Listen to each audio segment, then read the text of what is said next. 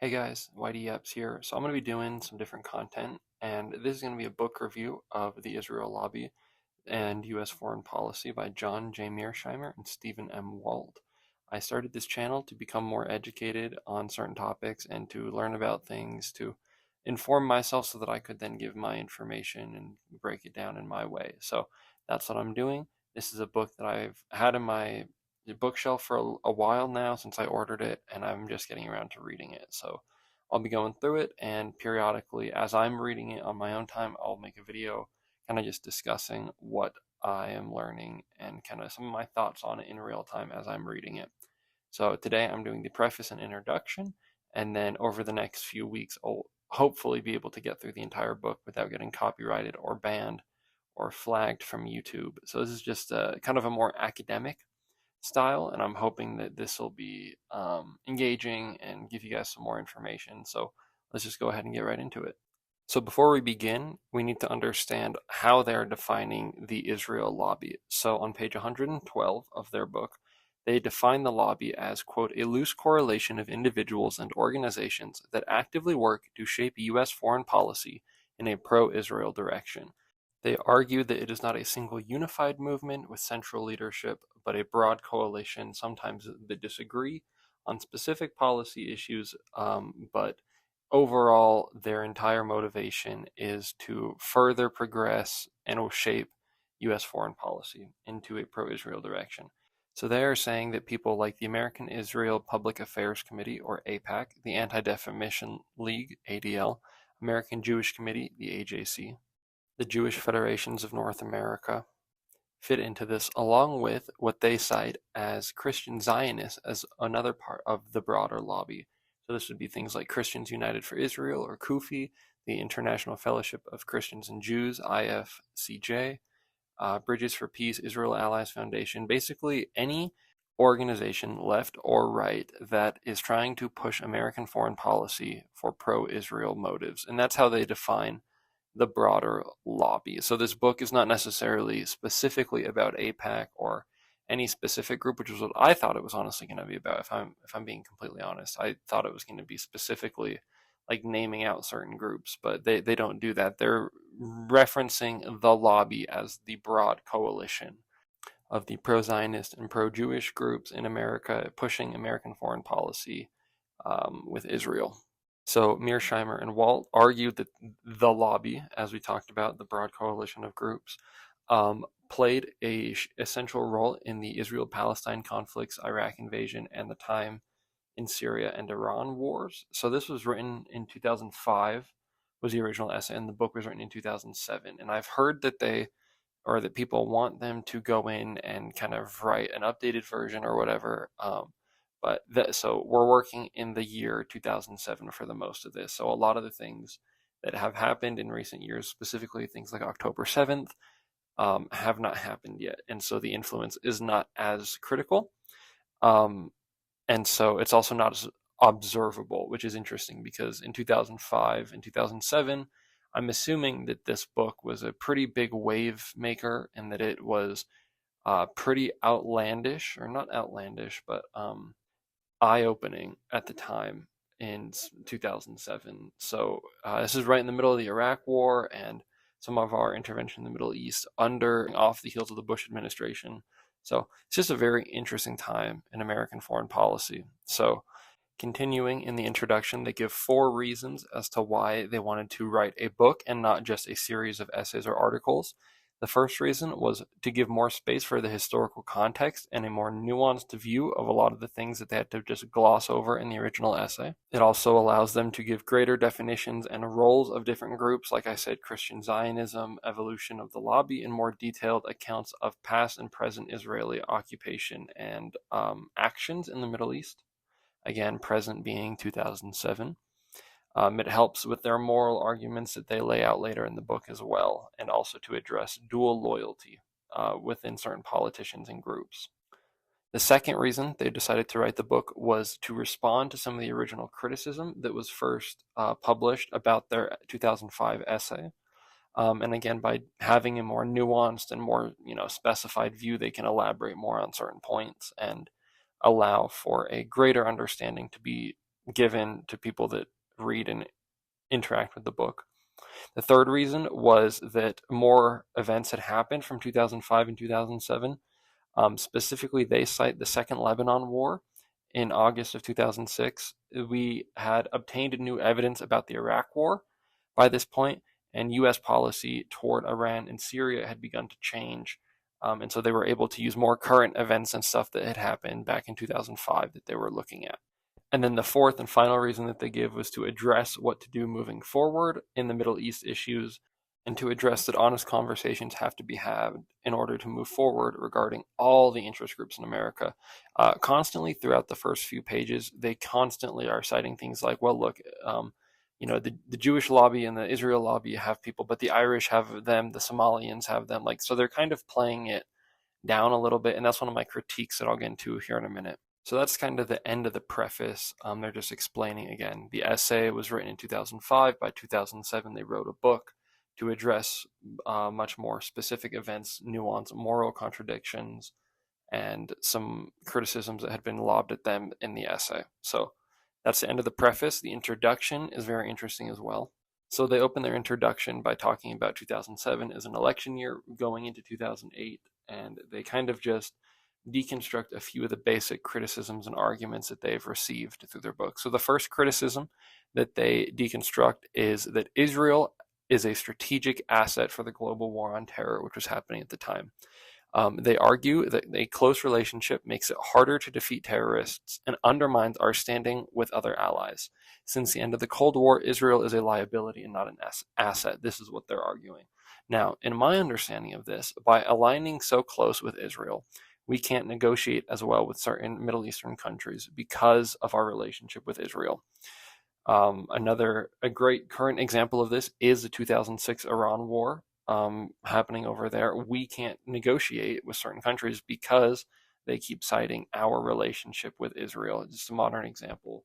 And also, like they said, the Cold War and during the Cold War, the Middle East was heavily funded by Soviet Union and by Soviet allies, and they are not anymore. So the entire kind of beginning of our relationship with Israel no longer has as much political potential in the Middle East. This is my understanding of their argument. The second argument and acknowledgement that they make is that there are moral reasons for Israel to exist, and that the U.S. should help only if the survival of Israel is on the line. However, given Israeli treatment of Palestinians, the U.S. should consider even-handed policy, maybe even lean toward the Palestinians. This is their argument. Now, my understanding of this argument, or my response to this argument, would be this. Morally, we don't have a say whether any nation has the right to exist unless it directly threatens Americans' right to exist, or the state of America. The America first position is what I take, is America should always be put first as an American. Anyway, but you can say that if Israel has the moral right to exist, you can open the door to the rebuttal of, does Israel's right to exist morally encroach upon the Palestinians? And this is kind of the question that Mearsheimer and Walt ask later on in the book. So those are the two kind of arguments that they kind of debunk or reframe right off the bat in the introduction. And then again, they define the lobby as a loose coalition of individuals and organizations actively work to move foreign policy in a pro-Israel direction. They argue that because it is a powerful group of Jews and Gentiles, it pushes U.S. foreign policy to benefit the Jewish state use of fear and control of a single issue as well. So they make it hard to talk about them, as we've seen with people like the Massey debate and the Massey race right now. You can't really talk about the lobby, whether or not you're talking about the Jewish identity specifically or just in general. They will throw $33 million at you to make sure that you lose your House election. Anyway, in their subsection, the lobby and Middle Eastern policy, pages 6 through 9, they then lay out the fact that the lobby is powerful because it has a huge influence on foreign policy, especially in the Middle East, and this is their take. They cite Michael B. Oren and his argument that since the U.S. has been working in Israel for long before the creation of the actual state of Israel, that American support to Israel has little to do with the lobby. Now, I actually agree with Mearsheimer and Walt on their critique of this argument, saying that the role the U.S. has played in the Middle East since 1776 has gradually and drastically changed from America's founding. Originally, it was missionaries and religious pilgrimages and stuff like that to Israel, Palestine, and that by citing, oh well, we've always been involved in that geographical area, is kind of ignoring the pre and post World War II influence that we actually had over there. So I agree with them on that. They continue to go through some of the history of American foreign policy in the Middle East. That before World War I, it was basically non-existent. After World War I ends, you have the British Mandate of Palestine, which opens up the creation of a state of Israel, and then that leads into everything that it leads into. We'll go into some of the history of that later. After World War II, American interest and involvement in the Middle East increases. The oil anti-communism relationship with Israel is kind of the path they take. At first, it's again Middle Eastern oil, and then it becomes, oh well, this the Soviets are in the Middle East, so we must be in the Middle East as well. And then it becomes our relationship with Israel specifically after the Soviet Union falls. Originally, again, very hands-off in fear of jeopardizing our strategic interests. As events like the Six-Day War, the rise in Soviet arms sales to the Arabs increased. Pro-Israel groups in the U.S. gradually increased American policy. This was done through pro-Zionist politicians, Jewish immigrants coming in. You have the formation of the CIA, stuff like that. And they argue, again, Mearsheimer and Walt, these are all their arguments, argue that no one could have seen it coming, our relationship with Israel, based on only religious ties. So to say that, we were always religiously involved with Israel as a nation is completely unseeable in their perspective. I would tend to agree with this because our involvement with Israel and kind of the rhetoric that comes about only comes about after the dispensationalist movement, Christian Zionism, the Scofield Bible, things like that. After this, they then run through a brief history of some of the combat and wars that have been had in the Middle East, and kind of explaining like how each one furthered our relationship. The Six-Day War of 1967 begins the unconditional aid favors to Israel over the Palestinians. Early 1990s, the Yinon Plan was 1982, the Clean Break Memo 1996. And all of the fiasco that came with those who wrote it ended up in the administrations. Anyway, that's besides the point. America and Israel support fuels the anti-West Americanism from Arab states. So they're kind of just going through a lot of the history and kind of just explaining like kind of the current situation now. And that's kind of a brief breakdown, kind of paragraph by paragraph of that section. And then in their section, the lobby's modus operandi, they basically talk about how the lobby operates, how they will use labels like anti-Semite, liar, Hitler lover, stuff like that to quell any honest questioning, as we've seen before. And it's interesting that they were noticing that even back then. They talk about Jimmy Carter, who was attacked because he said that the Palestine and Israel situation is like the South African apartheid, and the pro-lobby groups made it hard to restrain Israel. And so it's just interesting. They kind of go over the history of shutting down questioning, shutting down legitimate critiques by tying it to emotional appeals. It's interesting to note that even in 2007, Americans were critical of this, and I guess this is just a generational thing. All of you who are older than me will probably have some inkling of that. For me, I was not born until later, and so I didn't have the ability to really know about this until just a couple of years ago. He talks about the gap between the political elites and the policy versus the American understanding of influence. So Americans are beginning to see more and more, I think is kind of how he's describing it. And then AIPAC has a much larger role in Congress than it has historically, and especially after. It seems like after every attack on Israel, they get more and more power, which is interesting. Interesting. Anyway, so that's the lobby modus operandi. They kind of just break down how the lobby kind of shuts down questioning and how it kind of disapproves and disavows those that have legitimate questions about it. And then the next section, why is it so hard to talk about? He talked again, like I said, he talks about how there's many different lobbies, but that the Israel lobby is very interesting because of how much power that they wield, and that they are eager to advertise their clout and quick to put down anyone who questions them. Again, as we've seen with the Massey election in Kentucky this year. They also cite the emotional appeal to the Jewish homeland and the right of Israel to exist as another reason why it's so hard to talk about, especially in light of the post World War II world and the Holocaust, depending on what you want to believe about that, but I won't get into that. They reinstate the point that the Israel lobby harms both American and Israeli interests, and that's kind of the whole premise of their book, is like that the lobby in the long run hurts both America and Israel, not just America. They then go through like several thousand years of history of the oppression and displacement of the Jewish people.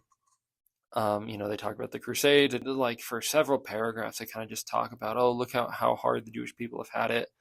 But a note that I made in my notebook is they do not explain why they were displaced and kicked out, and the valid arguments that were used against the Jewish exiles, or well, I guess in favor of the Jewish exiles, from the Christian nations. Again, it's just very interesting, kind of how they're only giving one side of it. Stephen M. Walt is also has a Jewish wife, and so that's kind of interesting, but that's besides the point. They downplay the legitimate Jewish influence of the bank's media, and they call those anti-Semitic claims, which again is just an interesting point. I'll get into my critiques of the book here in a second, but you can kind of see where I'm going with this. So again, Mearsheimer and Walt are trying to separate the anti-Semitic conspiracy, quote unquote, with the actions and the outcomes of the lobby. He seems to ignore the organized Jewry, looking only at the lobby. It is also important to remember that post October 7th, the lobby ramped up a lot of its political funding and actions, and you see a lot of congressmen come out in support of Israel and against the Palestinians. Again, they just suffer from a classic boomer mentality. So overall, here are my final thoughts on the intro and kind of everything put together. So the intro isn't terrible. It lays out their methodology and their reasons for writing the book, but previous critiques still apply.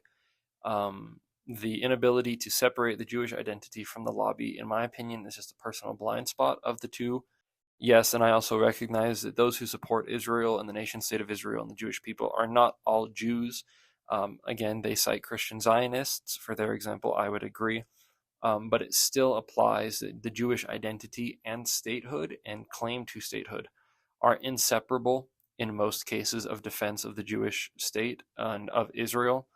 Why does the majority of the lobby support Israel? Because the majority are Jewish, religious, or not, or hold dual loyalty, or are incredibly funded and aided by things like AIPAC and the Israel lobby. So overall, it's not a terrible introduction. I like it. It's good. It's definitely, I had a friend tell me that they're definitely awake on the Israel question and not the JQ. And I think that it's very, very evident the more and more that I'm reading it. The inability, I think, to separate the Jewish identity and the Jewish lobby, I think, will be a big blind spot. But again, the boomer mentality, I think it's just a generational thing. I think that more things have happened that could give them greater evidence for that. But again, like I said, everything is going to have its pros and cons, and those are just some of my cons with the book so far. But I really like it. It's really good. It lays out a lot of history. It really goes in depth. They cite a lot of their sources. It's a really, really good source if you want sources to go and read about it. In the back of the book, they have notes to all of their footnotes and notations. So in my opinion, right now, it's been a really great read. I've enjoyed it. I've been taking scrupulous notes on it for this video. Let me know what you guys thought of this video. Do you like it? Do you not like it? Does it need to be a little bit more organized? I probably will have it be more organized moving forward, following the organization of the book and the individual chapters and parts of said book. But let me know what you guys thought. Like, comment, subscribe if you guys aren't already. Let me know what you thought. Do you agree? Do you disagree? What would you change? Yeah, I love hearing from you guys. I love your guys' input that you guys give.